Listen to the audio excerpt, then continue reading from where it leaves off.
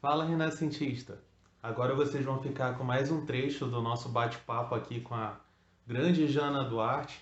Só vou pedir para que antes de começar o vídeo vocês já deixem aquele like e se inscrevam no canal. Ativa o sininho para receber notificações e assim você vai ajudar muito o canal a crescer. Valeu, pessoal! Fiquem com o vídeo agora.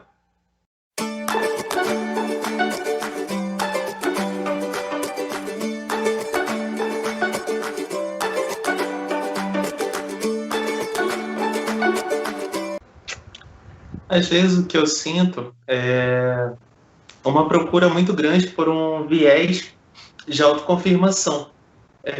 A partir do momento que eu tenho uma autoridade, que seria a autoridade máxima do país, né, do nosso poder executivo, legitimando essa forma de descontrole da situação sanitária do país, é como se as pessoas, por mais que elas tivessem esse poder de raciocínio, de dizer, não, eu posso me dar mal, é como se ela dissesse, eu vou sair, se o presidente pode sair, se ele está dizendo que eu posso sair, eu vou sair.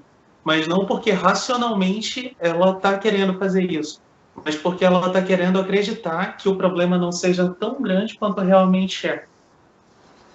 Sim, e tem alguém que representa, né, esse negacionismo, né, ou essa atitude, esse comportamento desenfreado por buscar as suas necessidades, vontades, né, a gente chama de vontade, né, ou esse tipo de tesão também, que a psicologia estuda muito por esse viés freudiano aí, a gente pode botar que são essas vontades, né, quero fazer, vou lá, por impulso, faço. Então, tem alguém que dê vontade apenas para isso. Olhe para isso, vá lá e faça, porque tudo que está acontecendo, o Covid, na verdade, é uma invenção, ou não existe. Ao invés de preparar um plano nacional, né, que ajude, que contribua para todos os estados estejam alinhados. Eu sei que o Brasil é grande, mas assim, enquanto eu dou autoridade para o estado e município fazer a sua forma, tudo bem. Mas espera aí, vamos traçar uma linha que todo mundo, que faça sentido para todos, né? E o comportamento também, né, do nosso presidente, infelizmente, é muito lamentável, deixa a desejar bastante, né? E eu acho que isso corrobora para o comportamento das pessoas. E aqui em Manaus tem muita gente, né? Se a gente for falar de política, teve uma grande moçada que botou o presidente que está agora, né? Então eles pensam da mesma forma. Então um pensamento ele se transforma num comportamento e esse comportamento é demonstrado nas ruas, sempre cheias, sempre muito carro. Às vezes dá uma melhorada, mas muito pontual. Uma coisa que antigamente eu não tinha capacidade de perceber, mas você pode me corrigir se eu estiver falando bobagem, claro, né? É uma visão muito leiga. Eu sou bom em fazer conta, eu não sou especialista, né, na psique humana. Mas eu acredito que tenha sido décadas de formação da nossa mente quanto a isso, né? Quando eu era pequeno, eu via a geração mais antiga, por exemplo, dos nossos pais, sempre falando que nós éramos a peça mais importante em qualquer lugar. Nós éramos os melhores. Você acredita que isso tenha tirado a empatia da nossa geração e das gerações mais novas quanto aos problemas, por sempre nos enxergarmos como o papel principal e nunca como coadjuvante da história? Nossa, legal, nunca tinha parado por essa reflexão. Pode ser até uma crônica, né? Como se reflete em relação a isso. Depende, pode ser que sim. Eu acho que nós somos protagonistas da nossa história. Isso é importante de ser desempenhado e desenvolvido, né? Nunca ser coadjuvante daquela violência que está acontecendo, ou daquele papel que você, enfim, deveria estar, né? Isso, olhando, depende muito em que recorte a gente está falando, né? Mas, de maneira geral, nós somos protagonistas da nossa história, mas a nossa história, ela só acontece através do outro também. Sozinho não tem como. Então, eu acho que esse reconhecimento em relação ao outro, em relação a essa coletividade, essa compreensão de que a coletividade, ela existe por causa dessa subjetividade, né? Eles estão contrapontos um dentro do outro, meio yin yang, assim, sabe? A filosofia chinesa em yin yang, eu acho que é importante e isso tem sido pouco desenvolvido nas últimas décadas. Agora, recentemente eu estava conversando com um amigo meu que é de um outro setor, ele é de imobiliário, e ele traz, né, essa ideia de que a gente mais jovem, assim, de 20, 30 anos, ele acredita que consegue fazer esse entendimento de uma forma mais rápida, né? Eu percebo que está voltando muito pro eu só, não sei se tanto pro outro. Então, é um trabalho que é devagar, é tipo de formiguinha mesmo. Tem um livro muito bom, inclusive eu vou deixar a descrição aqui para quem quiser comprar, enfim, que é O Efeito Lúcifer. Eu acho muito bacana esse tratamento, né? Embora hoje em dia a gente saiba que muitos dos dados foram comprometidos pelos próprios participantes, né? Mas a gente vê uma discriminação muito bacana aí das etapas que vão fazendo pessoas boas se tornarem pessoas horrendas. E parece que foi uma fabricação que a gente viu nesses últimos 5 anos, que pessoas boas do nosso convívio, que inclusive a gente admirava, de repente se afundou em ódio, em raiva, em teorias loucas de terraplanismo, e de repente essa pessoa boa se transformou em um monstro. Você teve esse contato próximo assim de pessoas que você admirava e de repente acabaram por se mostrarem pessoas horríveis e que você jamais pensou que elas seriam capazes de fazer tal atrocidade? Com certeza, com certeza. Pessoas assim que, enfim, são mães de muitos anos, com valores assim que a gente admira, valores que a gente, né, julga como bom, né, e não consegue entender ou reforçam uma ideia discriminatória, uma negação da vacina ou dos possíveis tratamentos, né? Enfim, de ficar em casa, de fazer esse isolamento e corroborar com a ideia de não vou tomar ivermectina, ou que são coisas que já são comprovadas cientificamente. E foi bem assustador. Ainda está sendo, né? Porque ainda é um processo que eles continuam tendo essas ideias, que eu acho que é sempre voltado para a ideia de que eu tenho razão, eu sou o senhor da razão, e eu estou fechado numa ideia de que eu não posso mais aprender. É muito perigoso a ideia da gente ter algum tipo de conhecimento, ou ser doutor, pós-doc, ou enfim, qualquer nível que seja, de entender que você tem sim, dentro de um recorte, você tem um conhecimento, respeitando, claro, o que você sabe, o tempo que você desempenhou para desenvolver aquele estudo, ou você absorver aquele conhecimento, mas todos os dias nós estamos propensos a novos conhecimentos, a aprender. E eu sinto uma precariedade em alguns espaços dessa vontade de aprender com o outro, sabe? De caramba, não sabia disso, legal. Pô, quero aprender mais, entendeu? Isso eu sinto falta. E eu acho que uma das formas de formar, como é que eu posso dizer? De assegurar esse pensamento é o cenário político que a gente está passando atualmente. Muito de partir, né? Partidário, então parte, eu sei, você não sabe, eu posso, você não pode. Esse discriminar, ele está sendo potencializado muito mais ferrenhamente.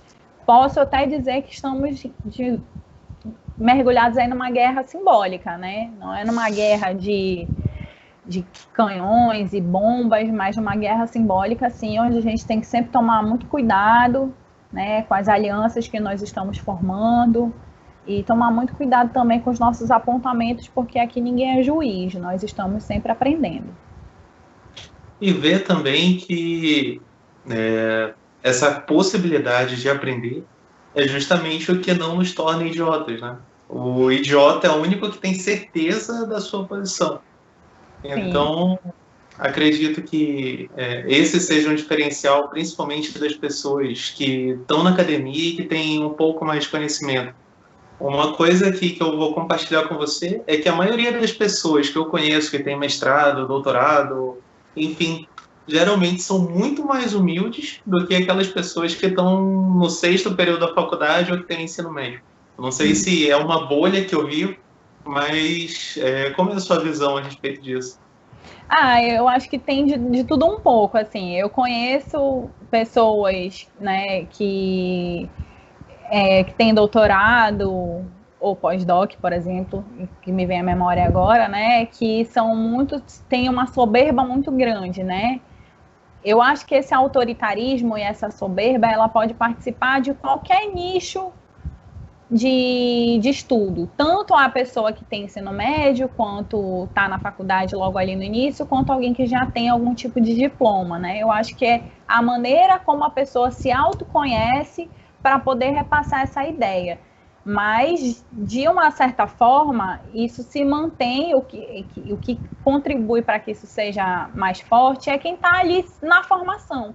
Quem está ali na formação tem muito esse medo de ser julgado, então ele continua essa ideia de soberba, né, de arrogância e tudo mais. Então, eu acho que ali é um espaço, o espaço acadêmico, que é o espaço que eu estou, por exemplo, eu penso que é um lugar que a gente tem a possibilidade de errar várias vezes, e é ali que você vai fazendo a sua pintura, né?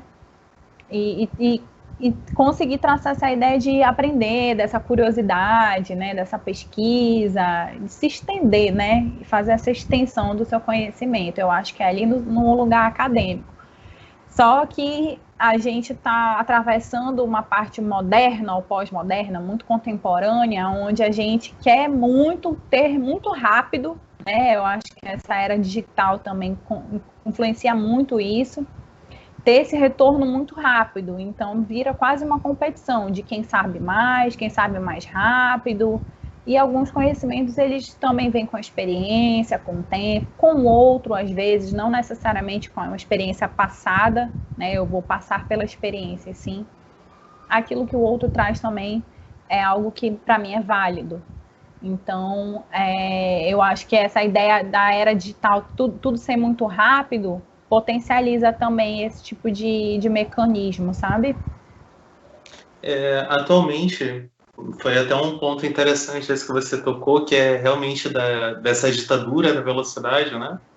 Uma coisa que eu percebo é que existe um ataque contínuo e ferrenho de várias frentes em cima da nossa vontade humana, né? Da nossa psique humana. A gente tem a quebra de ídolos, por exemplo, como a gente tinha comentado, pessoas que a gente admirava, que a gente vê que são capazes de atrocidades. A gente tem essa pandemia, a gente tem o confinamento, a gente tem esse corte abrupto de relação, tanto com os nossos amigos, quanto com os nossos familiares também.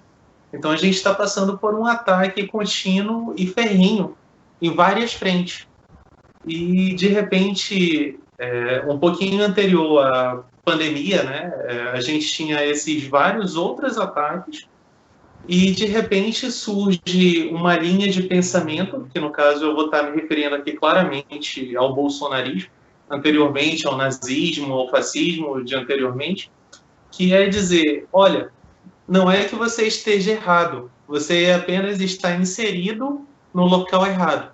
Então vem para mim, eu vou te trazer para cá, porque você não vai ter que aprender, os seus valores estão corretos, o que você está pensando está certo. Você encara, no campo psicológico realmente, você encara essas vias de facilidade como sendo o que arrebanha e o que dá força a essas visões translocadas no mundo? Tudo que é rápido demais pode ir rápido demais também, né? Tudo que vem rápido demais pode ir rápido demais.